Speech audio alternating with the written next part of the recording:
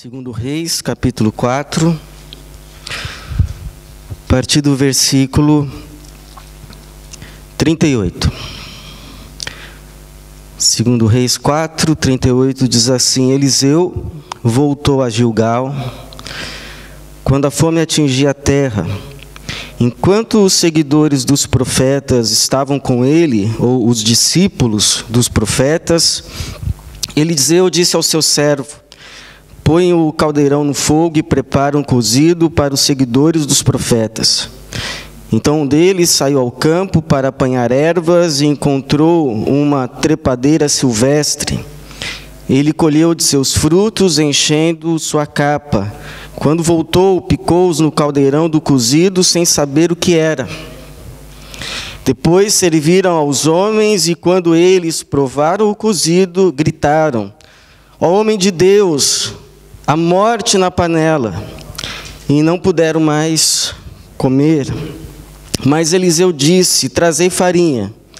Ele a despejou na panela e disse: servi aos homens para que comam, e já não havia mais perigo no caldeirão.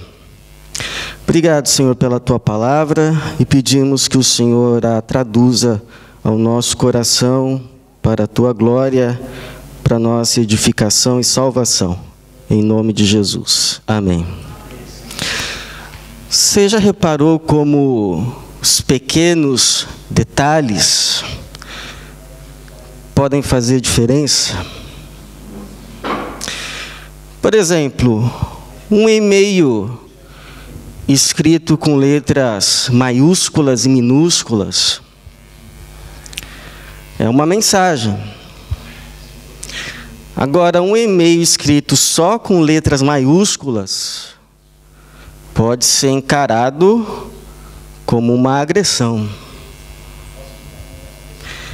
Pode dar a impressão que quem está escrevendo está exasperado, está gritando, está esbravejando. Um céu com algumas nuvens é uma imagem, mas um céu com um arco-íris vira uma paisagem.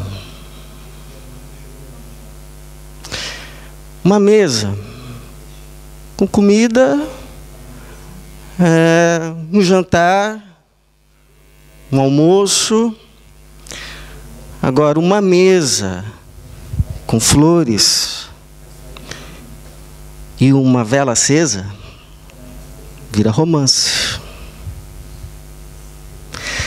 Então, os pequenos detalhes podem fazer diferença para bem ou para mal. Por exemplo, eu já ouvi a história de uma pessoa que trabalhava numa cafeteria, mas quando ela ia colocar o chantilly no café dos clientes, ela fazia uns desenhos, umas carinhas, coraçãozinho, uma carinha sorrindo, uma florzinha. E aí uma vez uma moça olhou aquilo e começou a chorar. Começou a chorar. Porque parece que a nossa alma, ela não é sistemática. Ela aprecia os detalhes. Ela é sensível. Por outro lado, eu lembro da história de uma criança que perdeu a sua irmãzinha. E aí não foi levada no velório, porque os pais a queriam poupar daquele momento. Só que aí passaram-se os anos, e um dia ela sai assim da igreja, gritando e gritando: eu queria tê-la visto. Eu queria poder ter dado tchau para ela. Por que não me levaram? Então, são os pequenos detalhes e situações que, a princípio, são coisas pequenas, não fazem diferença, mas vai construindo a nossa história, vai nos amargando, ou vai nos dando esperança, e vão fazendo as grandes diferenças. Por exemplo, aqui nesse texto que a gente leu, numa época de fome, o Eliseu, o sucessor do Elias, ele parece que é líder de uma escola de profetas, e manda então servir aqueles homens. Alguém vai procurar talvez algumas ervas para colocar como tempero no cozido, e aí encontra-se uma trepadeira, uma árvore com frutos silvestres, que ele não sabe o que é, mas afinal de contas são tão pequenos, e aí ele colhe, ele ajunta na sua capa, e sem saber o que é, numa das mais tamanhas insensatezes, vai picando aqueles frutos pequenininhos, joga no caldeirão, e aí é veneno. É uma frutinha assim que parece uma pequena melancia, mas ela tem uma polpa amarga e, segundo pesquisa, com efeito fortemente purgativo, funcionando como veneno. E aí aquelas pessoas provam e gritam: tem morte na panela. E aí vem o Eliseu, com uma das coisas mais simples que se podiam imaginar: me tragam aí farinha. Ele joga na panela e o milagre acontece. E você sabe, irmãos, que o Eliseu, ele é mestre em resolver problema grande com coisa pequena. Você sabe que se for você ler 2 Reis, em que aparece ele como novo profeta de Israel, ele resolve assim umas situações complicadas com as coisas mais simples possíveis da vida. Um dia chega assim uma viúva para ele com uma dívida tremenda, o credor já queria levar os filhos dela como escravos para pagar a dívida. E aí ela chega para ele: Senhor, o que eu faço? Ele pergunta: o que eu posso fazer por você? O que você tem em casa? A tua serva não tem nada, só uma botija de azeite. Pois então, é aí mesmo, vai lá, peça bacias para os seus vizinhos, e muitas, e despeja aí o azeite nas bacias, e o azeite foi multiplicando, e resolveu o problema. Uma outra vez, ele cura a lepra, mandando o sujeito mergulhar 7 vezes no Rio Jordão. E aí uma solução tão simplista que o sujeito fica assim, a princípio enfurecido, indignado, porque o tal do Eliseu nem se deu o trabalho de atender o moço. Mandou lá um empregado dar o recado: vai lá, mergulha 7 vezes no Rio Jordão. E aí o tal do comandante lá, que se chamava Naamã, homem de guerra, famoso, pensando que quando ele chegasse havia uma comitiva, e ele ainda fala assim: eu pensei que o profeta ia vir, ia invocar o seu Deus, colocar as mãos nas minhas feridas, mas não. Por acaso lá na minha terra não tem rio melhor para eu nadar nesse rio barrento do Jordão? Aí vem lá os servos dele e diz assim: meu senhor, se o profeta tivesse pedido para você uma coisa difícil, você não faria? Então, vai lá e mergulha, o que você tem a perder? Aí 1, 2, 3, 4, 5, 6, na 7ª o sujeito levanta lá com pele de criança. Aí tem uma outra vez que uma sunamita, que era uma mulher de posse, ajudava o profeta, tinha mandado construir um quarto para ele, e aí ele disse que ela vai engravidar, a mulher engravida mesmo. Ela tem um filho, só que aí o filho morre, aí ela vai lá desesperada atrás do Eliseu, e aí o Eliseu ressuscita o menino com o calor do corpo. E eu sempre, irmãos, que eu lia essas coisas, eu sempre lia assim, com o coração intrigado. Porque o que afinal de contas quer dizer isso? Se profeta aí resolvendo aí as coisas mais... Mas esse resolvia mesmo. As coisas mais complicadas com coisinhas. Farinha. Foi lá o meu cajado lá no menino. Aí não funcionou, dessa vez não funcionou. Aí teve que ir ele mesmo lá e com o corpo, com o calor do corpo, Deus age ali, o menino ressuscita. Eu ficava pensando, o que quer dizer isso?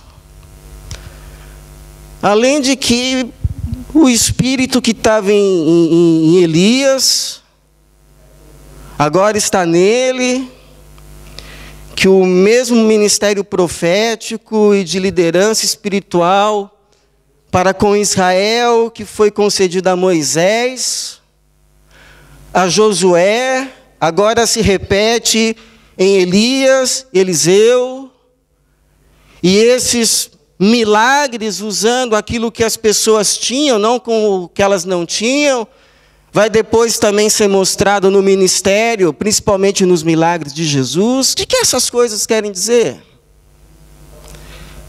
E aí eu tenho para mim, eu aprendi pelo menos duas lições para a minha vida, que eu espero que sejam relevantes para a sua também. A primeira lição que eu aprendi é que, às vezes, problemas grandes, que a gente acha que precisa ter uma grande coisa,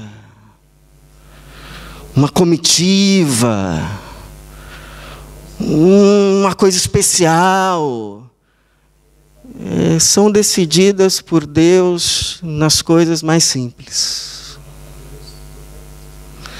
Não naquilo que a gente não tem, mas com aquilo que a gente tem. Porque geralmente a gente tem a expectativa que a solução da nossa situação, do nosso problema, daquilo que nos aperta, está sempre na outra esquina, está sempre além daquelas coisas que já estão nas nossas mãos, que está na palavra profética de um homem de Deus que está do outro lado do mundo. E aí a gente começa a viver no ambiente ou no universo do se eu tivesse. Se eu tivesse mais tempo. Se eu tivesse mais recursos, aí então eu... se eu tivesse o fulano de tal aqui comigo agora. E aí muitos de nós começam a se esconder da vida, se esconder das lutas, se esconder das responsabilidades, se esconder das lidas e daquelas coisas que Deus nos chama, atrás do se eu tivesse. Quando Deus, na verdade, geralmente, costuma agir não no muito que a gente não tem, mas no pouco que a gente tem. E que na maioria das vezes já está nas nossas mãos. Por exemplo, Davi não derrubou o Golias com a armadura do Saul, mas com a funda que ele tinha. O Moisés não foi usado para libertar o povo de Israel com a eloquência que ele não tinha. Quando ele se apresenta a Deus, Deus faz a seguinte pergunta para ele: o que você tem? Uma vara. Então é com essa vara mesmo. É com essa vara mesmo que você vai operar os sinais que eu te ordenar lá no Egito. Quando Jesus está diante de uma multidão, com fome, ele diz assim aos discípulos: ide ver o que tendes. 5 pães, 2 peixinhos, Senhor. Daqui é o suficiente. Orou, deu graças e sobrou. E aqui com o Eliseu é a mesma coisa. Numa época de fome, perder esse cozido aqui seria quase um assassinato. E aí Deus, na sua misericórdia, o ilumina a usar uma das coisas mais simples que podia se ter na época, que era farinha. Então Deus, Ele age não naquilo que a gente não tem, mas com aquilo que a gente tem, e pode usar as coisas mais simples que a gente imagina. Por exemplo, eu lembro de um colega que estava estudando para ser pastor, e aí ele entrou numa depressão, e já estava pensando em abandonar tudo, voltar para a terra dele e fazer qualquer outra coisa. Aí ele foi num psicólogo, e sabe o que o psicólogo mandou ele fazer? Alongamento. E desde quando alongamento cura depressão? Mas ele diz que fez. E não é que ele ficou bom? Ficou bonzinho. Recomeçou a estudar, terminou os estudos. Hoje está bem. Pastor. Então, toma cuidado para você não desprezar os pequenos detalhes. As pequenas coisas, as coisas das mais comuns, porque Deus pode agir no sobrenatural, mas geralmente Ele age no natural. Cuidado para você não desprezar aquilo que Deus te dá, porque acredite, Deus nem sempre dá tudo o que a gente gostaria, mas nunca dá menos do que a gente precisa. Acredite, o que Deus colocou na sua mão já é o suficiente para você fazer o que tem que fazer. Como diz lá Zacarias, quem é aquele que despreza o dia das pequenas coisas? Não despreze. Aquilo que Deus coloca na sua mão, ainda que à primeira vista pareça pouco, pareça pequeno, pareça comum. Agora, por outro lado, o poder não está nem nas grandes nem nas pequenas coisas. O poder não está nas coisas, o poder está em Deus. Porque o que seria do Naamã quando ele fosse mergulhar lá no rio, se Deus não tivesse tocado naquelas águas? O que ia ser lá da viúva, se quando ela derramasse o azeite na primeira bacia, Deus não agraciasse aquele azeite? Não ia ter enchido nem meia bacia. O que ia ser desse cozido aqui, se Deus não tivesse abençoado essa farinha? Porque você diz assim, pastor, eu acho que Deus fazia essas coisas porque naquele tempo as pessoas tinham menos recursos, né? E aí Deus tinha que entrar com esses milagres. Pode ser. Mas eu pergunto, hoje a gente já tem tudo?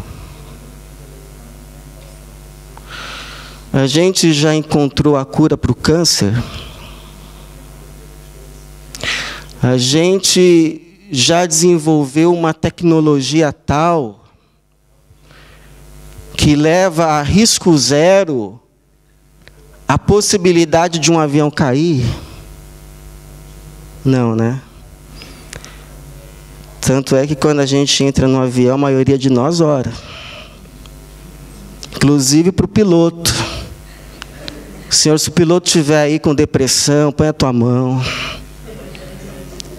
A gente ora para sair e ora quando aterriza.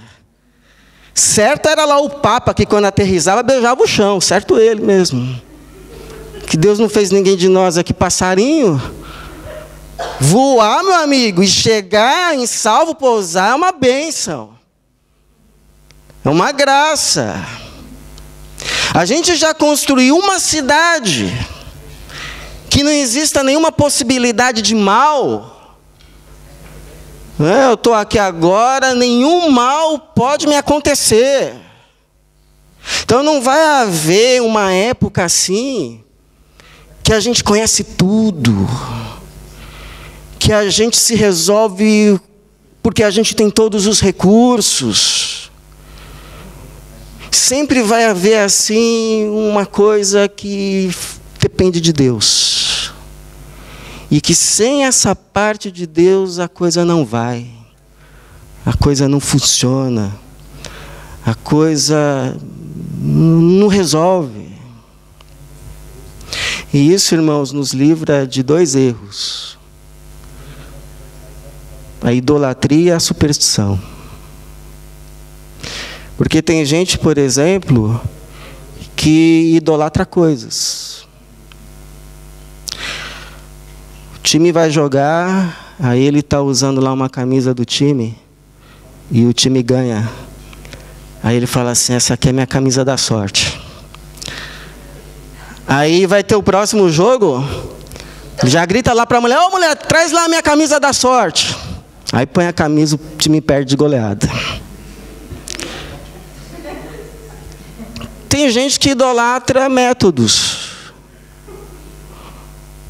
O pastor está assim numa igreja, ele coloca lá um sistema de células, aí o negócio bomba, o negócio vai, as pessoas... E aí ele fala: esse negócio aqui é bom. Aí Deus leva ele para uma outra igreja, aí ele chega: irmãos, eu tenho a solução, o negócio é isso aqui, ó. Isso aqui que Deus usa, isso daqui que Deus faz, isso aqui que faz acontecer, e vamos fazer. Aí faz, e vem lá 1, vem 2. E eu, irmãos, eu sou uma pessoa que eu acredito em métodos. Não estou dizendo que não há valor nos métodos. O que eu estou dizendo é que os métodos não são infalíveis. Tem gente que idolatra ações que acabam virando superstições. Tem uma semana assim que o sujeito começou o trabalho da direita para a esquerda. E aí a coisa rolou, a coisa foi, aconteceu. Aí ele fala: descobri, o negócio é sempre começar da direita para a esquerda. Essa hora da manhã, qual era a hora mesmo? Era 8h15, então é esse o segredo. Aí no outro dia ele vai e faz a mesma coisa. Não, começar direita para a esquerda, 8h15, 8h14, não, mais 1 minuto. Não, 8h15, agora. Aí vai. E o negócio emperra. Não vai. Porque